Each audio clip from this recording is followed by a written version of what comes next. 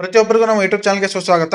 ಬಹಳಷ್ಟು ವಿದ್ಯಾರ್ಥಿಗಳು ವೇಟ್ ಮಾಡ್ತಾರಂತ ಕರ್ನಾಟಕ ಪರೀಕ್ಷಾ ಪ್ರಾಧಿಕಾರದಿಂದ KCET ಅಪ್ಲಿಕೇಶನ್ ಪ್ರಾರಂಭವಾಗಿದೆ.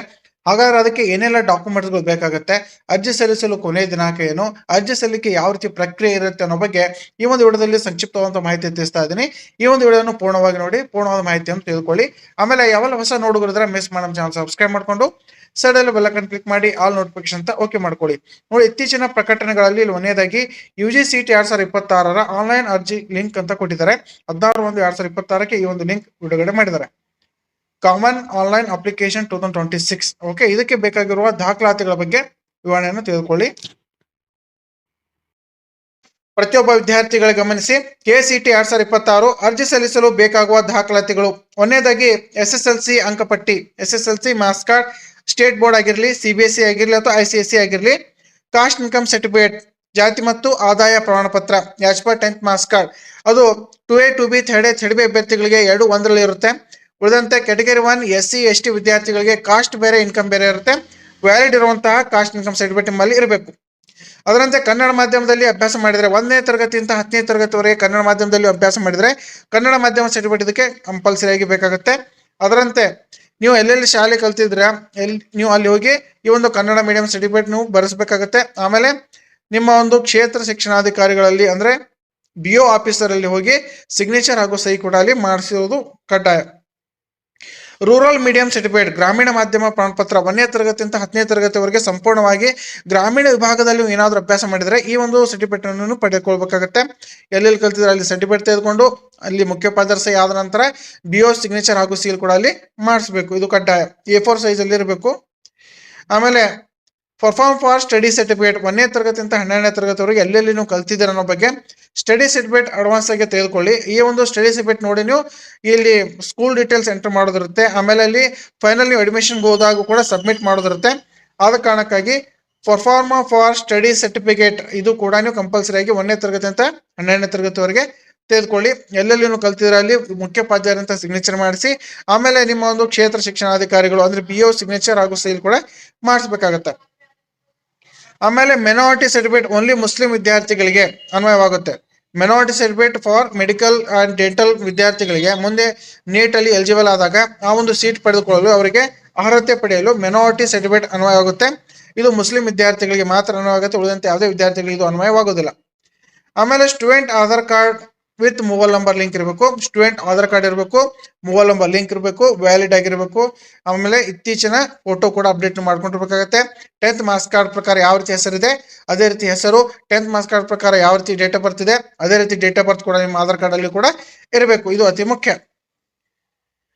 ಆಮೇಲೆ 1ರಿಂದ 5ನೇ ತರಗತಿವರೆಗೆ ಸ್ಕೂಲ್ ಡೈಸ್ ಕೋಡ್ ಕೂಡ ತೆಗೆದುಕೊಳ್ಳಿ. ಇದು ಸ್ಕೂಲ್ ಡೈಸ್ ಕೋಡ್ ಯಾಕೆ ಬೇಕಾಗತ್ತೆ ಅಂದ್ರೆ ಒಂದೊಂದು ವೇಳೆಯಲ್ಲಿ SATS ನಂಬರ್ ಸಪೋರ್ಟ್ ಆಗದೇ ಇದ್ದಲ್ಲಿ ಈ ಒಂದು ಸ್ಕೂಲ್ ಡೀಟೇಲ್ ನಾವು ಎಂಟರ್ ಮಾಡೋದಿರುತ್ತೆ. ಆದ ಕಾರಣಕ್ಕಾಗಿ 1ನೇ ತರಗತಿಯಿಂದ 5ನೇ ತರಗತಿವರೆಗೆ ಸ್ಕೂಲ್ ಡೀಟೇಲ್ ನಿಮ್ಮಲ್ಲಿ ಜಸ್ಟ್ ಇನ್ಫಾರ್ಮೇಶನ್ ಸಲುವಾಗಿ ರೆಡಿ ಇಟ್ಕೊಳ್ಳಿ. ಓಕೆ, ಅಪ್ಲಿಕೇಶನ್ ಹಾಕುವಾಗ ಕೆಲವೊಮ್ಮೆ SATS ಮುಖಾಂತರ ಡೈರೆಕ್ಟ್ ಆಗಿ ಫೆಚ್ ಆಗುತ್ತೆ.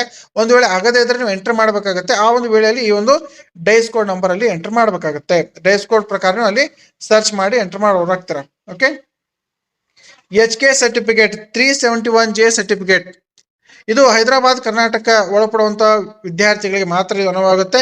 ಉಳಿದಂತೆ ಯಾವುದೇ ರೀತಿಯ ವಿದ್ಯಾರ್ಥಿಗಳು ಅನ್ವಯವಾಗೋದಿಲ್ಲ. ಯಾವ ವಿದ್ಯಾರ್ಥಿಗಳಲ್ಲಿ ಈ ಒಂದು 371J ಅಥವಾ HK ಸರ್ಟಿಫಿಕೇಟ್ ಇರುತ್ತೆ ಅವರು ಈ ಒಂದು ಎಲಿಜಿಬಿಲಿಟಿ ಕೂಡ ಅವರು ಪಡೆದುಕೊಳ್ಳೋರಾಗ್ತಾರೆ.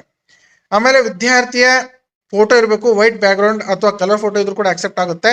ಆಮೇಲೆ ಸಹಿ, ವಿದ್ಯಾರ್ಥಿಯ ಸಹಿ ಇದು ಅತಿ ಮುಖ್ಯ.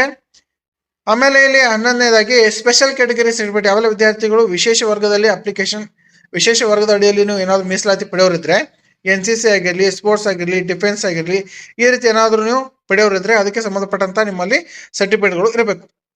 ವ್ಯಾಲಿಡ್ ಆಗಿರುವಂತ ಮೊಬೈಲ್ ನಂಬರ್, ಒಂದ್ಸಲ ನೀವು ಒಂದು ಅಪ್ಲಿಕೇಶನ್ಗೆ ಒಂದೇ ನಂಬರ್ ಅಕ್ಸೆಪ್ಟ್ ಆಗುತ್ತೆ.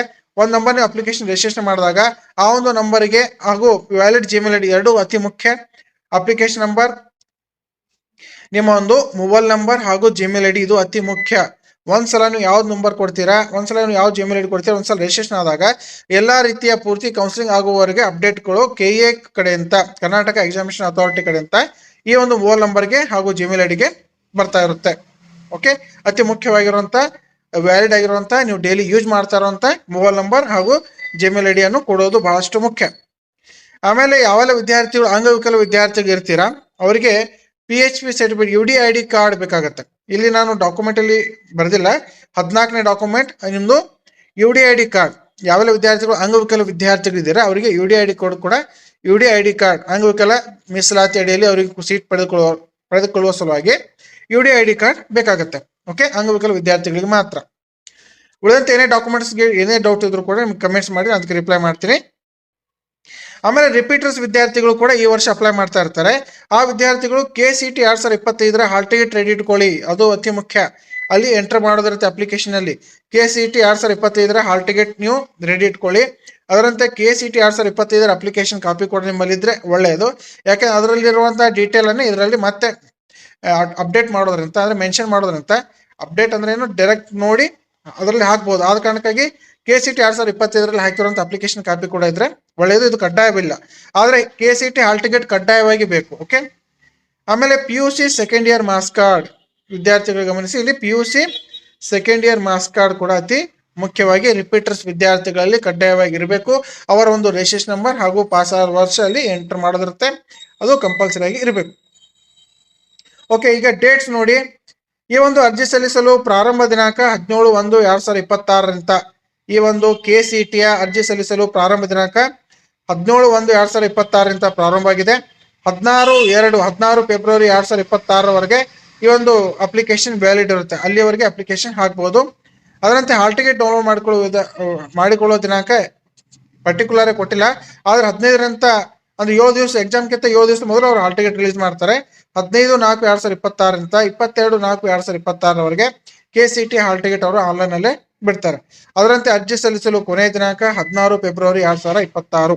ಅರ್ಜಿ ಸಲ್ಲಿಸಲು ಕೊನೆಯ ದಿನಾಂಕ 16 ಫೆಬ್ರವರಿ 2026. ಯಾವುದೇ ವಿದ್ಯಾರ್ಥಿಗಳು ಯಾವುದೇ ಕಾರಣಕ್ಕಾಗಿಯೂ ಕೊನೆಯ ದಿನಾಂಕದವರೆಗೆ ವೇಟ್ ಮಾಡಿದ್ರೆ, ನಿಮ್ಮಲ್ಲಿ ಎಲ್ಲಾ ಡಾಕ್ಯುಮೆಂಟ್ಸ್ಗಳು ವ್ಯಾಲಿಡ್ ಇದ್ರೆ, ಎಲ್ಲಾ ಸರ್ಟಿಫಿಕೇಟ್ ರೆಡಿ ಇದ್ರೆ ಆದಷ್ಟು ಬೇಗನೆ ನೀವು ಅಪ್ಲಿಕೇಶನ್ಗಳನ್ನು ಹಾಕಿಕೊಳ್ಳಿ. ಸಂಪೂರ್ಣವಾದಂತಹ ವಿವರಣೆಗಾಗಿ, ಎಲ್ಲಾ ದಾಖಲಾತಿಗಳ ಸಂಪೂರ್ಣ ವಿವರಣೆಗಾಗಿ ನಮ್ಮ ಒಂದು ಯೂಟ್ಯೂಬ್ ಚಾನಲ್ ಆಲ್ರೆಡಿ ನಾನು ಇದರ ಬಗ್ಗೆ ಎಕ್ಸ್ಪ್ಲನೇಷನ್ ಕೊಟ್ಟಿದ್ದೀನಿ. ಆ ಒಂದು ಡಾಕ್ಯುಮೆಂಟ್ಸ್ ಬಗ್ಗೆ ಎಕ್ಸ್ಪ್ಲನೇಷನ್ ಕೂಡ ನೀವು ಪಡ್ಕೊಳ್ಬಹುದು. ಕೆಳಗಡೆ ಡಿಸ್ಕ್ರಿಪ್ಷನ್ ಅಲ್ಲಿ ಲಿಂಕ್ ಕೊಟ್ಟಿದ್ದೀನಿ, ಆ ಲಿಂಕ್ ಕ್ಲಿಕ್ ಮಾಡಿ ಪೂರ್ತಿಯಾದ ಮಾಹಿತಿಯನ್ನು ತಿಳ್ಕೊಳ್ಳಿ.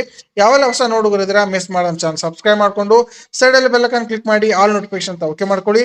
ಈ ಒಂದು ಮಾಹಿತಿಯನ್ನು ಪ್ರತಿಯೊಬ್ಬ KCET ವಿದ್ಯಾರ್ಥಿಗಳಲ್ಲಿ, ಪ್ರತಿಯೊಬ್ಬ ಈ ವರ್ಷ PUC ಸೆಕೆಂಡ್ ಇಯರ್ ಸೈನ್ಸ್ ವಿದ್ಯಾರ್ಥಿಗಳಿಗೆ ಶೇರ್ ಮಾಡಿ. ಧನ್ಯವಾದಗಳು.